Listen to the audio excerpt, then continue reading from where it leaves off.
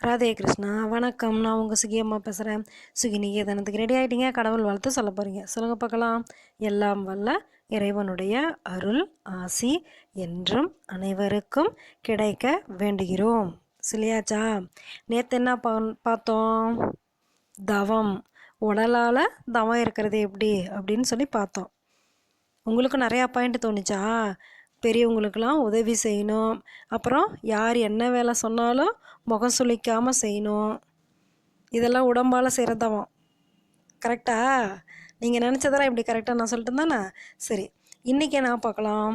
இன்றைக்கி வாக்கினால் செய்யக்கூடிய தவம். அதாவது நம்ம பேசுகிறதுல எப்படி தவம் இருக்கலாம் அப்படிங்கிறது இன்றைக்கி தெரிஞ்சுக்க போகிறோம். சரியா? நம்ம பேசுகிற பேச்சு எப்படி இருக்கணும்? அடுத்தவங்க மனசை புண்படுத்தாமல் இருக்கணும், அடுத்தவங்களுக்கு கோபம் வராமல் இருக்கணும், உண்மையை பேசணும். சரியா? இந்த 3 பாயிண்ட் போதுமா? நீங்களும் யோசிக்கிறீங்களா இன்னும் என்ன இருக்குன்னு? அதை விட முக்கியம் என்னது?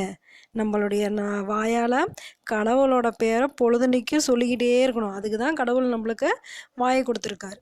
சரியா? கடவுளை பற்றி பேசணும், கடவுளை பற்றி பாடணும், கடவுளோட நாமத்தை பொழுதுனிக்கும் 24 மணி நேரமும் சொல்லிக்கிட்டே உள்ளே ஜபிச்சுக்கிட்டே இருக்கணும். நம்ம அப்படி ஜபிச்சுக்கிட்டே இருக்க என்ன ஆகும்?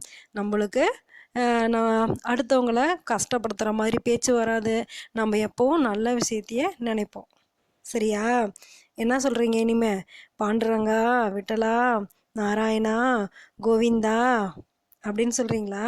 இதெல்லாம் என்னது? நம்ம வாக்கினால் செய்யக்கூடிய தவம். எல்லாரையும் மரியாதையாக கூப்பிடணும். அப்புறம் என்ன இருக்குது? பகவான் நாமத்தை மட்டுமே சொல்கிறேங்கிறீங்களா? ஓகே, நாளையிலேருந்து இல்லை, இன்னையிலேருந்தே இப்போ இருந்தே என்ன பண்ண போகிறீங்க? பாண்டுரங்கா, விட்டலா, நாராயணா, கோவிந்தா, ஜெய் ஜெய் ராம் கிருஷ்ண ஹரி, ஜெய் ஜெய் ராம் கிருஷ்ண ஹரி, ஜெய் ஜெய் ராம் கிருஷ்ண ஹரி அப்படின்னு பாட்டாக பாடிக்கிட்டே இருக்கீங்களா? ஓகே.